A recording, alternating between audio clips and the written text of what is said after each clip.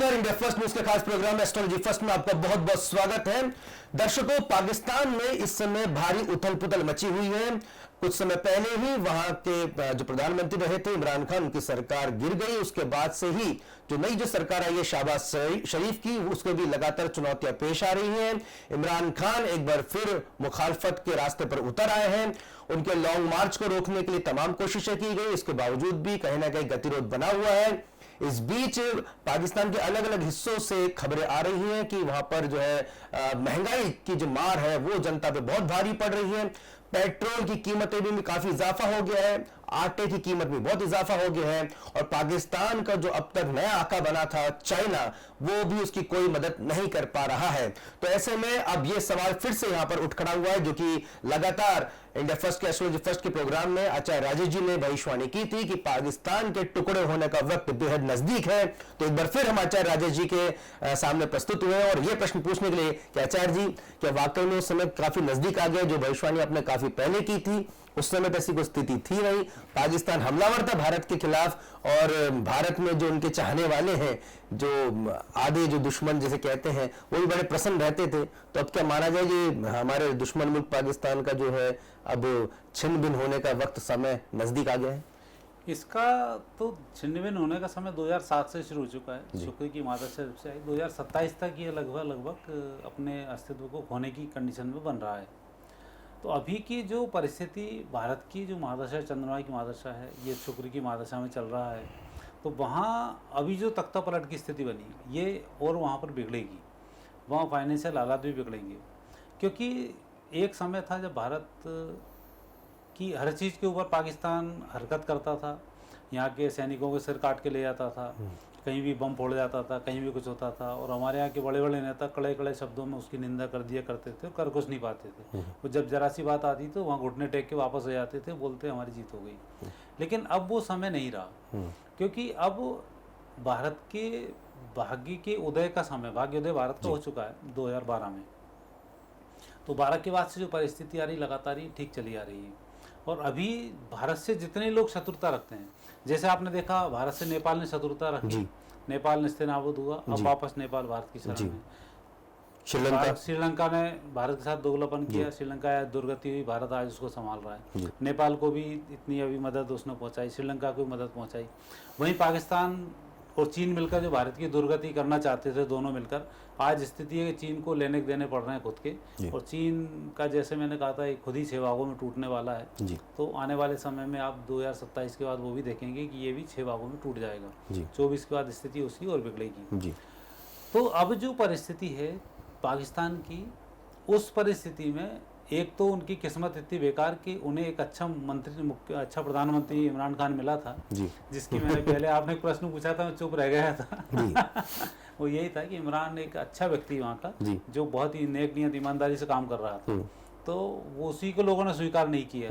तब वो ही जब चला जाए, कोई अच्छी शक्ति वाला व्यक्ति और ऐसे उठपटांग वाले व्यक्ति आ जाएं, तो देश का सत्यानाश तो होना सुनिश्चित है। तो अब जो सरकारें आई हैं, इसमें पाकिस्तान दुर्गति को प्राप्त जरूर होगा, और वो समय भी दूर नहीं कि आज हम पीओके जिसकी हम बात करते हैं वो भी हमारे पास होगा, और पाकिस्तान खुद ही छिन्न भिन्न होने की स्थिति में अब आ चुका है। अच्छा जी, एक प्रश्न हमारे दर्शक जानना चाहते हैं कि पीओके भारत वापस हासिल कर लेगा, इसे पाकिस्तान के टुकड़े की संज्ञा दी जा रही है, या फिर पीओके के भारत हासिल करने के बाद बाकी का जो हिस्सा बचता है पाकिस्तान का, उसमें भी कहीं ना कहीं जो है बिखराव की आप यहाँ पर भविष्यवाणी करेंगे? देखो, ये जो जगह है पाकिस्तान, अफगानिस्तान, या जो रेतीले अन्य जो एरिया हैं, यहाँ शांति कभी नहीं रही।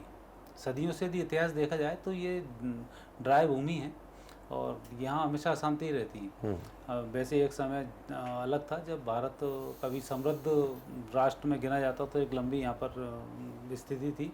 तब ये व्यापार के बड़े केंद्र हुआ करते थे, अफगानिस्तान, पाकिस्तान और कश्मीर से लेकर यहाँ तक ड्राई फ्रूट्स का उनका अच्छा बिजनेस वहाँ चला करता था। लेकिन अभी ये जो जगह हैं, जिस जगह पर गाय काटी जाए वहाँ अपने आप सांप लगना शुरू हो जाता है, वहाँ की भूमि बंजर होने लग जाती है, नाना प्रकार की समस्याएं खड़ी होने लग जाती हैं।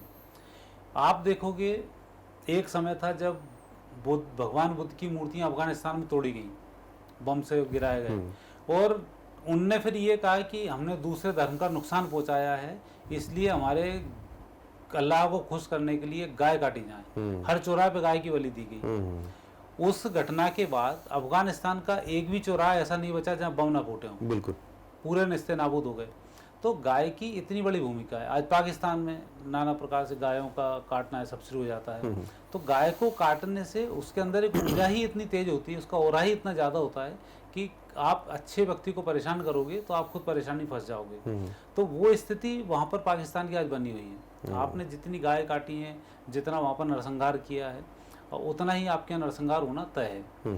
पाकिस्तान में अभी तो भारत सरकार यदि एक काम करे कि पाकिस्तान के सारे हिंदुओं को इंडिया में बुला ले, पाकिस्तान का सत्यानाश उसी दिन शुरू हो जाएगा जिस दिन हिंदू समाप्त होगा जी। कोई भी एक पुण्यवान व्यक्ति यदि परिवार में पैदा हो जाता है तो पूरे परिवार का भाग्य तो हो जाता है जी। तो वहाँ पर जब तक पुण्यवान जिंदा रहते हैं तब तक कुछ नहीं होता। जैसे अफगानिस्तान में रहते ही नहीं है वहाँ पर। आज आप वहाँ की दुर्गति देख रहे हो, क्योंकि ये आतंकी किसी के सगे तो है नहीं, खुद ही आपस में लड़ना शुरू कर देते हैं और परेशानी इनके साथ खड़ी कर देते हैं। तो वो स्थिति पाकिस्तान में होने वाली है कि वो दुर्गति को प्राप्त होंगे और बहुत जल्दी वहाँ जो सत्ताओं का जो संघर्ष चल रहा है कि आने वाले समय में इमरान खान जीतेगा जरूर वहाँ पर, क्योंकि अभी इनकी सरकारें ज़्यादा चलेंगी नहीं है और पर वो उस कंडीशन में भी नहीं आ पाएगा कि स्वतंत्र होकर बहुत अच्छे निर्णय कर पाए। और दूसरा वहाँ पर परिस्थिति अभी जो महादशा शुक्र की चल रही है, 2027 तक शुक्र की स्थिति है, तो ये भी वहाँ की जनता को सुकून में नहीं आने देगी। लगातार वहाँ महंगाई से जूझेगी, कुपोषण के वहाँ शिकार होंगे, तो वो स्थिति वहाँ लगातार बिगड़ती ही जाएगी। तो अभी सुधरने के चांस 2027 तक वहाँ बिल्कुल नहीं बनते हैं। और आपने चीन और पाकिस्तान का जो बोला कि चीन का जहाँ जहाँ भी दखलंदाजी है, चीन आने वाले समय में खुद ही कुपोषण का शिकार हो जाएगा और वो दूसरे देशों को समर्थन देना तो दूर, खुद को बचाने की तरफ भी अब आगे बढ़ने लग जाएगा, क्योंकि दोगला नंबर 1 है जी। जब खुद पे बात आएगी तो दूसरे की तरफ क्या करना, तो उनको अपने आप गिरा देगा। तो इनकी दोस्ती अब खत्म समझें, अब जो भी करना है भारत को ही करना है और अपनी इज्जत को बचाने के लिए भारत जितना जो निर्णय लेगा वो सही होगा। अगर जी अभी से ही वहाँ की जो जनता है वो भारत के नेतृत्व की तारीफ कर रही है, प्रधानमंत्री नरेंद्र मोदी की तारीफ कर रही है, यहाँ तक कि उनके पूर्व प्रधानमंत्री जिनकी आप प्रशंसा भी करते हैं इमरान खान, वो भी नरेंद्र मोदी जी की अक्सर प्रशंसा कर रहे हैं। तो एक माइंडसेट तो बदलता हुआ दिखाई दे रहा है। माइंडसेट में देखो, पूरी दुनिया के, मैं इतनी मुस्लिम कंट्रीज में गया हूँ, पूरी दुनिया का मुसलमान भारत की बुराई नहीं करता है। सऊदी के मुस्लिम तो ये बोलते हैं कि इनकी किताब में खुद में लिखा हुआ है कि भारत से व्यक्ति पूर्व से नए इनके हुक्मरान उनका जन्म होगा और वो आएंगे और यहाँ से भारत की तरफ से जो व्यक्ति आएंगे इस्लाम को नष्ट करेंगे वो सिर मुंडे होंगे और वो नई संस्कृति को लेकर आएंगे। मतलब अगले जो उसकी खलीफा है, इनकी जो बात करते हैं, अगले उनके अवतार की बात करते हैं, तो बोलते हैं पूर्व से अवतार होगा। तो वो भारत के साथ बहुत अच्छा सलूक करते हैं। आपने देखा हो मुस्लिम कंट्रीज में जो इंडियंस लोग काम करते हैं उनका सम्मान दिया जाता है। पाकिस्तान ही भारत का सम्मान, सिर्फ भारत का मुसलमान ही ऐसा है जो भारत के विरोध में जाता है और सिर्फ बात करेगा हम भारतीय हैं, राष्ट्रीय हैं, और अंदर से बिल्कुल खोखला करने की स्थिति में ले आएगा। छोटी छोटी चीजों को लेकर दंगे की तरफ बात सोचना शुरू कर देगा। तो वो चीज तो आप भूल जाओ। भारत में भारत का मुसलमान, अफगानिस्तान बांग्लादेश का मुसलमान, ये दो हैं जो भारत के खिलाफ जाते हैं।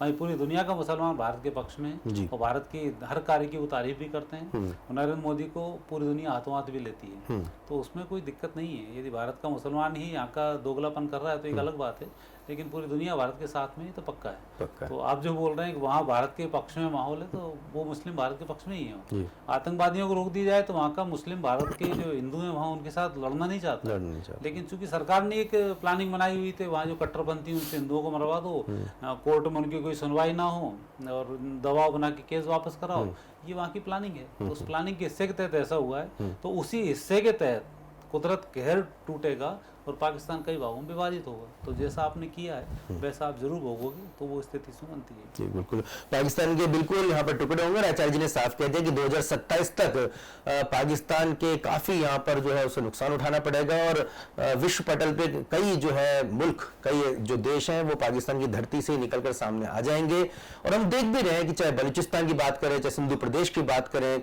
चाहे नॉर्थ वेस्ट फ्रंटियर की बात करें, जो कि अफगानिस्तान लगातार उसको खैबर पख्तूनख्वा को अपना क्लेम करता है, और पीओके तो खैर भारत का हिस्सा ही रहा है 1947 से ही। तो ये तमाम जो है, जो उनके जो सूबे हैं बड़े, वो अगर पंजाब को अगर थोड़ा बहुत छोड़ दिया जाए तो बाकी जितने भी सूबे हैं उनमें हमेशा लगातार विवाद की स्थिति बनी रही है। ये हमारा दुर्भाग्य रहा है कि अब तक हम पाकिस्तान को एक हवा समझते रहे थे, लेकिन उसकी असलियत जो है पिछले कुछ सालों में ही अब पूरी तरह से साफ हो गई है। आटे दाल की कीमतें वहां की जनता को पता चल रही है, और कहीं ना कहीं जिस भारत के खिलाफ पूरी वहां की जनता को भड़काया जाता रहा, उनको कहा गया देखिए भारत के खिलाफ हम बोल रहे, तो एक अजीब सी उनको गुदगुदी होती थी, खून बढ़ता था। आज वही कहीं कतरे कतरे के यहाँ पे प्यासे हो रहे हैं, और चाइना भी उनका साथ देने में यहाँ पर नाकाफी साबित हो रहा है। तो आचार्य राजेश ने एक बार फिर अपनी भविष्यवाणी के जरिए बता दिया कि वो वक्त आ चुका है, और अगले कुछ सालों में या कुछ महीनों में आपको वो कुछ देखने को मिलेगा जो वाकई में विश्व के भूगोल को बदल के रख देगा। आपको हमारे एपिसोड कैसा लगा?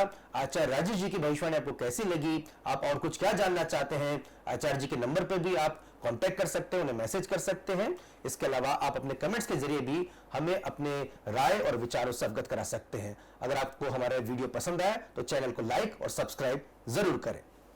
नमस्कार।